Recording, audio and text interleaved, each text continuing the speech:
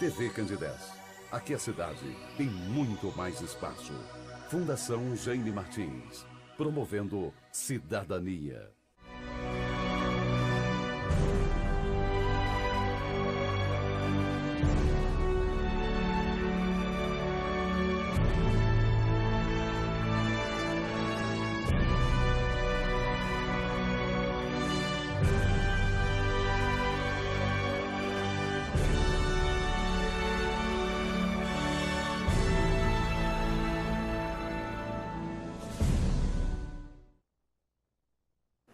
Para você, TV Candidez, estamos iniciando mais um programa Espírita Nova Era, uma realização da AME, Aliança Municipal Espírita de Divinópolis.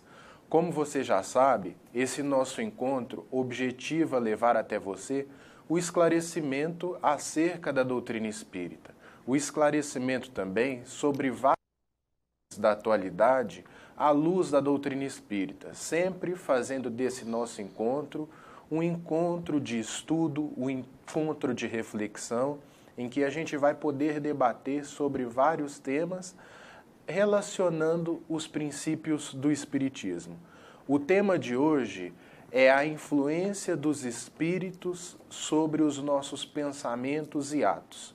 E para estar conversando conosco sobre esse tema, nós convidamos o nosso amigo Sérgio Bebiano, o Sérgio que é um grande divulgador da doutrina espírita, um palestrante muito requisitado, presidente do Centro Espírita Jesus de Nazaré, o Centro Espírita que fica localizado no bairro Niterói, na Rua do Cobre, número 57, a mesma rua do Hospital São João de Deus, próximo ao Rio. Essa instituição tem prestado, desde a sua inauguração, relevantes serviços, tanto do ponto de vista espiritual, bem como do ponto de vista material. Grande alegria que nós recebemos você, Sérgio. Seja bem-vindo, bom dia. Bom dia, Ives. Bom dia, caros amigos telespectadores. É para nós uma alegria, um prazer e uma honra muito grande estar aqui nesse programa que tem ajudado a tantas pessoas, levando aí o conhecimento dessa doutrina maravilhosa, dessa doutrina consoladora. Sérgio, e vamos direto ao tema. Quando a gente fala dessa influência dos espíritos, eu acho que é bom mencionar que a doutrina espírita sempre nos coloca que a morte não é o fim, o espírito ele continua a sobreviver. Portanto, essa existência desses espíritos em algum lugar além da matéria, ela pré-existe, continua. E esses espíritos que continuam vivendo, eles nos influenciam? Os espíritos nos influenciam? É interessante, Ives, essa sua pergunta, amigos telespectadores, porque primeiro a gente tem que contextualizar. Quando fala assim, os espíritos nos influenciam. O que é um espírito? A gente tem que entender primeiro, existe espírito? O que é um espírito? Um espírito, Ives e amigos, nada mais é do que nós mesmos, somos nós, só que sem esse corpo físico. Nós temos que entender que quando eu, Sérgio, morrer, eu serei o mesmo Sérgio, com os mesmos defeitos, com as mesmas qualidades. Por isso que nós, espíritas, falamos desencarnar, ou seja, esse corpo vai para debaixo da terra, vai virar ali comidinha de bichinho, e eu, enquanto espírito, serei o mesmo Sérgio. Vou lembrar da minha esposa, dos meus amigos, do meu filho, dos meus parentes, vou ter essa mesma aparência dessa última reencarnação, como se diz, não vou ficar nem mais burro, nem mais inteligente. E eu vou ser, então, atraído para lugares de acordo com a minha afinidade.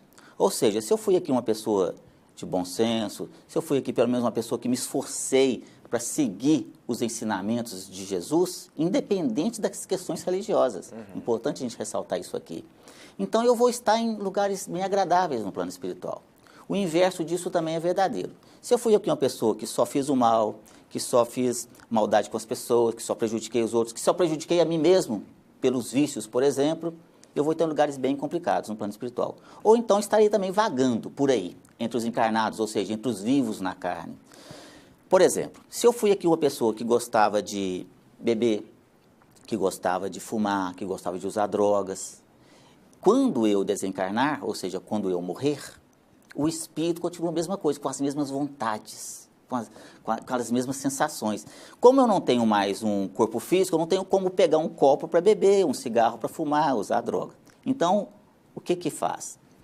Ele se aproxima de uma pessoa que já tem uma tendência para o vício e começa a induzir aquela pessoa que já tem uma quedinha a beber mais, a fumar mais. E ele vai beber junto com a pessoa. Não o líquido, mas as emanações alcoólicas, se satisfazendo dessa mesma forma.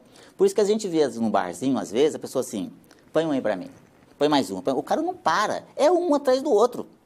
Bebendo, bebendo, porque ali também tem uma falange ali enorme de espíritos sugando aquelas emanações ali, se satisfazendo com aqueles supostos prazeres.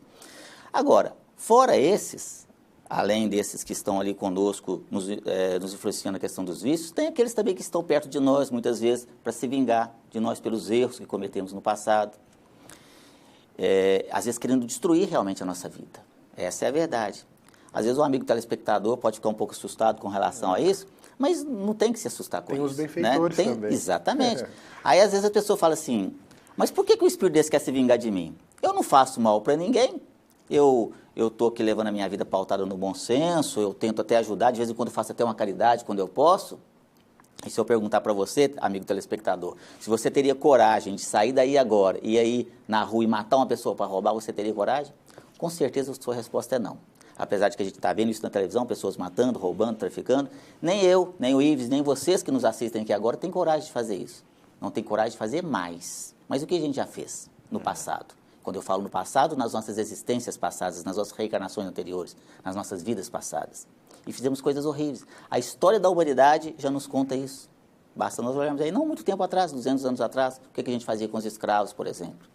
Mas da mesma forma como tem esses que querem nos prejudicar, tem os benfeitores, como você disse, né? Tem os nossos amigos espirituais, trabalhadores de Jesus, o nosso espírito protetor, denominado de anjo da guarda pela Igreja Católica, que é um espírito maravilhoso, que está sempre ali atento às nossas necessidades. Dependendo da nossa sintonia, né? Exatamente. Tudo é uma questão de sintonia, a gente vai estar falando sobre isso aqui. É importante a gente entender isso. Então, meus queridos, não muda absolutamente nada. Então, os nossos parentes continuam sendo os nossos parentes no plano espiritual, zelando por cada um de nós. Então, a gente tem que estar com afinidade com esses. E qual é a natureza da influência desses espíritos em nossos pensamentos e atos? Porque o pensamento, ele precede uma ação, né? Então, é uma questão que a gente pode observar que é muito interessante.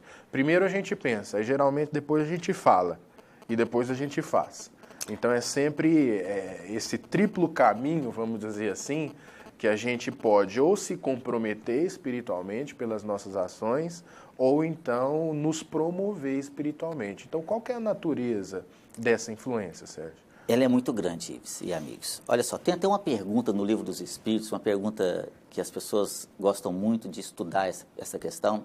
Lembrando, só uma ressalva aqui, que o Livro dos Espíritos, que é esse livro fantástico, maravilhoso, que eu recomendo aqui a todos, é o primeiro livro da codificação kardeciana, que agora, dia 18 de abril, ele completa 160 anos, foi editado, sua primeira edição em 1857, pelo nosso querido Allan Kardec, e é um livro de perguntas e respostas. E lá tem todas as questões do nosso dia a dia, com explicações fantásticas. E tem uma questão de número 459, quando Kardec pergunta para os espíritos assim, se os espíritos podem influenciar as nossas vidas. E os espíritos superiores respondem assim, muito mais do que imagineis. Aqui, influem a tal ponto que de ordinário são eles que vos dirigem. Olha só, quando eu li essa pergunta, eu fiquei assustado também, essa é a verdade. Mas me influencia sim? Quer dizer que eu não tenho mais vontade, eu não tenho livre-arbítrio, o espírito pode fazer de mim o que ele quiser? Não, queridos, não é assim que funciona. O Ives falou aqui uma palavra muito interessante agora há pouco, sintonia. Então, o espírito influencia de acordo com o que eu estou sintonizado com ele. Ele vai colocando pensamentos na minha mente, vai nos influenciando de tal maneira, e se eu estou numa sintonia baixa, ou seja, é como um rádio, ou como uma televisão aqui agora. Eu quero de ideias? Não, eu quero aqui para uma outra TV, eu quero sintonizar uma rádio aqui de Divinópolis, não, eu quero sintonizar uma rádio lá de Belo Horizonte. Então, da mesma forma, é o pensamento. Se você quer sintonizar com os bons amigos espirituais, com a divindade, você então eleva seus pensamentos. Quando você eleva seus pensamentos, a sua sintonia, as suas vibrações, você então sintoniza com os bons amigos espirituais. O inverso também é verdadeiro. Quando você baixa as suas vibrações, através dos maus pensamentos, da maledicência, porque nem todo dia a gente está bem. Mas tem aquele dia difícil, né? E aí você baixa essa sintonia, essas vibrações e sintoniza com essas entidades naquele remédio comum, permitindo assim uma aproximação maior e gerando aí um processo obsessivo O que é isso? É um processo de perseguição, onde aquelas entidades que estão ali ligadas a você, sejam inimigos seus do passado, ou seja porque estão por afinidade. Às vezes a pessoa chega e começa a reclamar da vida. Minha vida está muito difícil, tudo está muito complicado, e está assim, está assado, ou seja, só reclamando. Perto de você vai estar um monte de espírito que está reclamando também. E aí, sua vida está ruim, a minha também está. E aí você vai atraindo para perto de si entidades dessa natureza, e se a coisa está ruim, vai ficar pior ainda. É sempre bom lembrar, né, Sérgio, que o pensamento ele é determinante nessa influência espiritual. É como as nossas intenções, os nossos pensamentos que vão eleger as nossas companhias. Assim como na carne, né? Quando você está encarnado aqui, você quer fazer alguma coisa, geralmente você se cerca de pessoas que pretendem aquela mesma coisa. No mundo espiritual não é diferente. Quando a gente está com pensamentos fixados em determinadas ideias, espíritos que alimentam aquele mesmo desejo, certamente eles vão se achegar e vão participar desse processo todo. Por isso que é assertivo. De ordinário são eles que vos dirigem, porque eles vão se aproximar de você de acordo com a sua vontade, o que você está pensando. Eu estou ali numa vida desregrada, você vai estar atraindo espíritos dessa natureza. Eu estou numa maledicência, a mesma coisa. Mas se você está com bons pensamentos, em oração, em boa sintonia, aí você vai atrair para perto de si espíritos dessa natureza também. Sérgio, e como que se processa essa influência? Os espíritos, eles falam no nosso ouvido, assim, a gente... Ou é uma... É mental, a gente sabe, mas essa influência ela se processa através de uma voz, através de um sentimento que te surge. Como que se dá? Então, são de várias formas, amigos telespectadores. Aí, pela transmissão de pensamento, pela própria audição, dependendo até da mediunidade que a pessoa tem, ela escuta de fato mesmo ali, ela dando um pensamento ali, e é como se tivesse alguém falando com ela. Mas, de qualquer maneira, mesmo que você não seja um médium aqui ostensivo, ou seja, um médium que tem essa capacidade de interagir com o mundo espiritual de forma mais ostensiva, nós estamos rodeados de espíritos. E aí, através de várias situações, os espíritos podem se comunicar conosco e podem influenciar a nossa vida. Através das questões de movimento de objetos, por exemplo. Então, você está na sua casa e, de repente... A porta da geladeira se abre, a televisão liga sozinha, barulhos no telhado, de repente tem pessoas jogando pedras no seu telhado, lá no seu quintal, você vai lá olhar, não tem ninguém. Não é um gato. Não pode, né? Isso acontece muito mais, de forma muito mais rotineira do que vocês podem imaginar. E aí você de repente está assim, passou alguém aqui. Aí você viu? Não vi não, viu, entrou no quarto, aí você vai lá, não tem ninguém. Então a pessoa tem essa sensibilidade. Coisas que caem, você tem de repente um copo, uma caneta, por exemplo, como essa, de repente ela sai daqui e cai no chão, inexplicavelmente. Então, tem espíritos que têm uma capacidade de conhecimento muito grande, e eles sabem manipular uma substância que se chama ectoplasma. E olha só, meus queridos amigos, é importante a gente ressaltar aqui que nós não estamos falando aqui de coisas religiosas, nós estamos falando aqui de ciência. Fenômenos a ciência... naturais, né? Prova, cientificamente falando, através de cientistas renomados mundialmente, ganhadores de prêmio Nobel, a existência dos espíritos e a influência que eles exercem na nossa vida. Olha só, nós não estamos falando aqui de coisas ligadas a questões religiosas. Paranormalidade. Não, nós estamos falando aqui de ciência. É uma das coisas que eu me afinizei muito a doutrina espírita, porque eu sou muito cético, sabe, meus amigos? Para mim, as coisas têm que ter prova. Eu sou muito São Tomé. E fui encontrar na doutrina espírita as respostas lógicas, sensatas, racionais e principalmente científicas do que acontece na nossa vida. Então, a existência dos espíritos, essas influências, tem tudo uma resposta científica para tudo isso. E é o também que normalmente, de forma comum, nós chamamos de casas mal assombradas. A casa de fulano é mal assombrada, lá tem barulhos, lá tem coisas arrastando no chão. E a pessoa, às vezes, muda para uma casa... e fica super assustada. Por quê? Porque ali acontece um monte de fenômenos. E aí fica, né, aí costuma muda da casa. E às vezes essa pessoa muda para uma outra casa e continua a mesma coisa, porque na verdade aquele espírito não está naquela casa, ele está acompanhando a pessoa. Vocês podem mudar para a China, que o espírito vai com você junto. E às vezes acontece também, que é muito comum acontecer, eu falo isso para vocês com muita propriedade, quando eu converso com esses espíritos lá lá no Centro Jesus de Nazaré. Eu converso com eles igualzinho estou conversando com você aqui, e igualzinho estou conversando com vocês, meus amigos. De uma forma muito natural. São pessoas apenas desencarnadas. E esses espíritos, muitas vezes, se acham ali aviltados no seu direito, porque são espíritos que moravam naquela casa, desencarnaram ali, mas estão num processo de perturbação tão grande que ainda não compreenderam o que aconteceu com eles. Tem espíritos, meus queridos, que não sabem que morreram. Imagina você que agora está nos assistindo, que está aí na sua casa. E de repente eu entro na sua casa e você está aí. Eu sento no seu sofá, eu abro a sua geladeira, e você vai, mas o que esse cara está fazendo aqui? Essa casa é minha. Imagina o estado de perturbação que esse espírito se encontra. E ele faz de tudo para te tirar você de lá, mas ele não consegue compreender o que está acontecendo, ele não consegue pegar uma vassoura, mas ele começa a aprender a manipular essas energias.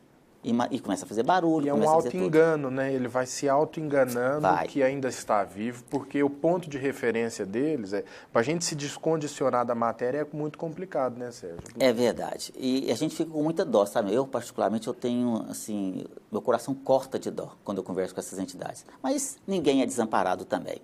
A doutrina espírita nos ensina, né, que Deus jamais nos desampara. Jesus está sempre aqui, nos atento às nossas necessidades. Essas entidades, então, através de muita prece, de oração, são levadas à casa espírita para que a gente possa estar orientando eles com muito tato.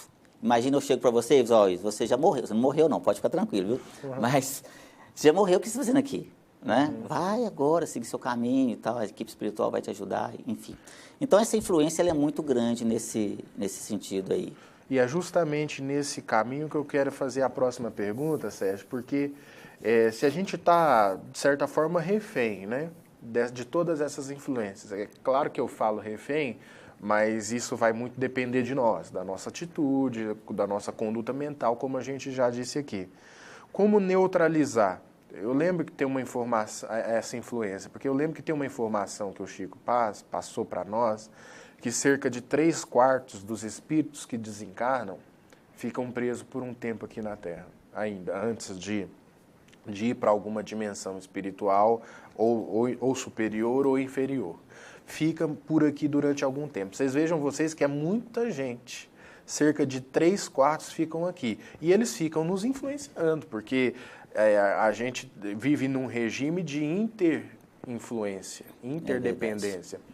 Então, como que a gente pode neutralizar essas influências dos espíritos inferiores, nos sintonizando com os espíritos superiores? Porque a partir do momento que você neutraliza a influência com o espírito inferior, você já sintoniza automaticamente com os espíritos superiores e vice-versa. É verdade, muito interessante essa pergunta, até porque o amigo telespectador depois pode ficar assustado com essa entrevista aqui de hoje, né? Eu gosto muito de mudar essa nomenclatura de espíritos inferiores para espíritos sofredores, porque são uns pobres de uns coitados, viu, meus queridos? Esses espíritos, na verdade, da mesma forma como eles estão ali nesse processo ali de perturbação, tem aqueles vingativos que querem também nos prejudicar, nos perturbar a nossa vida, mas são definitivamente espíritos sofredores e sofrem. Eles estão tão densos, estão tão próximos de nós, interagindo tanto conosco, é como se eles estivessem encarnados. Estão aqui, então sofrem fome, sofre sede, sofre frio, sofre dores terríveis. Estão ali no processo de grande penúria. Para vocês terem ideia, meu amigo telespectador, imagina você aí agora, do jeito que você se encontra aqui agora neste momento, com essa mesma roupa que você está, do mesmo jeitinho, você ficar 50 anos sem trocar de roupa, sem tomar banho, sem fazer sua higiene pessoal, sem fazer barba, sem cortar cabelo, sem fazer nada. Imagina a sua aparência daqui 50 anos. Sua roupa daqui a 50 anos, seu cabelo daqui a 50 anos, seu cheiro daqui a 50 anos. Multiplique isso por 1000 agora. Aí você vai chegar próximo de um espírito dessa natureza. É digno de dó. Como eu disse, o meu coração corta de dó quando eu converso com esses espíritos. E eu faço isso praticamente todos os dias, lá naquela casa de misericórdia, naquela casa de amor.